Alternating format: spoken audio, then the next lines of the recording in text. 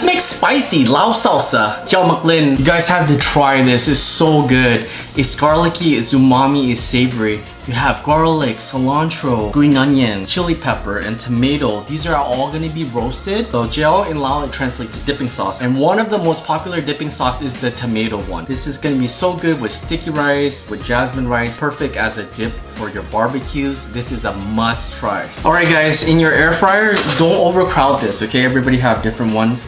In goes your tomatoes. Followed by your garlic and chili pepper. In it goes in the air fryer. At 375 for 10 minutes. Once complete, you're gonna smash this in a pestle and mortar. If you don't have this, you can use a blender. Set the tomato aside and smash your garlic and peppers first. We're gonna look for a paste like this.